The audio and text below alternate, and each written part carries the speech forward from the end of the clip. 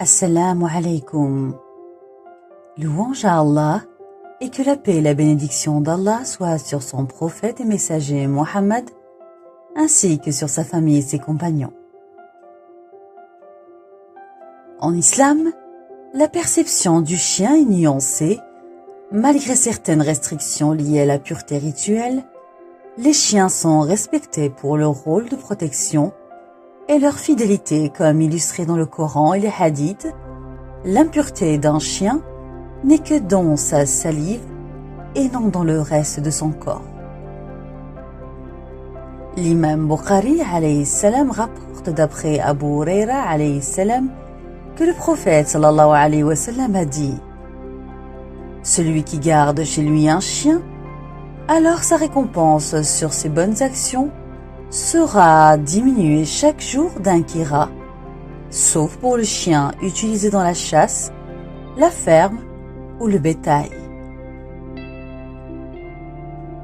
L'avis prédominant des savants est que la salive du chien est impure et que ses poils et sa peau sont purs.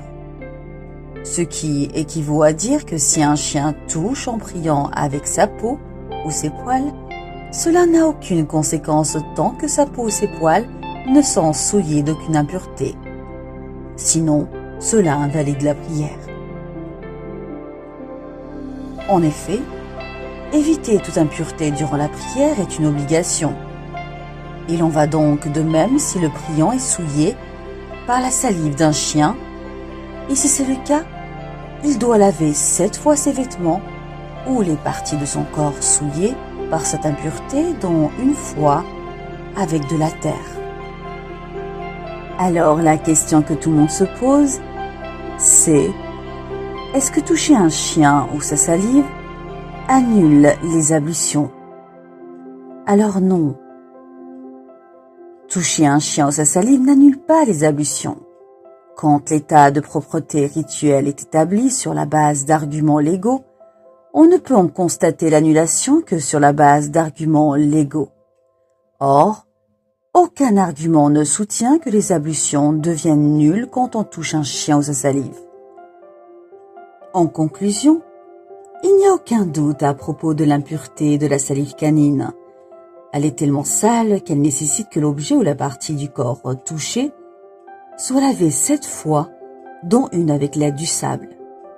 Toutefois, il y a bien une différence entre ce fait et la rupture des ablutions. Est-ce que c'est haram d'avoir un chien à la maison? Cela ne fait aucun doute qu'il est interdit de posséder un chien, sauf dans les cas qui sont clairement cités dans la charia. Si il perd un kira, cela veut dire qu'il commet un péché, car perdre une récompense équivaut à obtenir un péché. Toutefois, l'islam enseigne aux croyants que la bienfaisance envers les animaux est obligatoire. Causer du tort ou de l'injustice à n'importe quel animal est interdit. Prendre en charge un animal domestique représente ainsi une responsabilité, un dépôt pour lequel nous devrons rendre des comptes. En exemple, d'après Abu Huraira alayhi salam, le prophète sallallahu alayhi wa sallam a dit: tandis qu'un chien était sur le point de mourir de soif, tournait tout autour d'un puits une prostituée des bannis d'Israël, qui l'avait vu, enleva sa chaussure et lui donna à boire. Cet acte lui valut d'être pardonné et entrer au paradis. Allahu a'lam. Si le prophète sallallahu alayhi wa sallam nous raconte des récits ayant trait aux enfants d'Israël, c'est pour que nous tirons des leçons et des enseignements, et ce, comme a dit Allah Azza wa Jal dans leur récit aux messagers: il y a certes une leçon pour les doués d'intelligence. Sourate Yusuf, verset 111.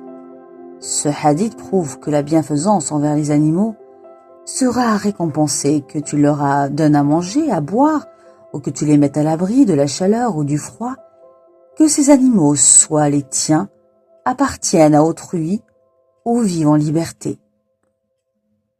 Donc, pour rappel, mes frères et sœurs, musulmans ou non, la bienveillance et la bienfaisance envers les animaux, tous les animaux, qu'il s'agit donc d'un chien ou non, est récompensée par le prophète et donc une action aimée de Dieu.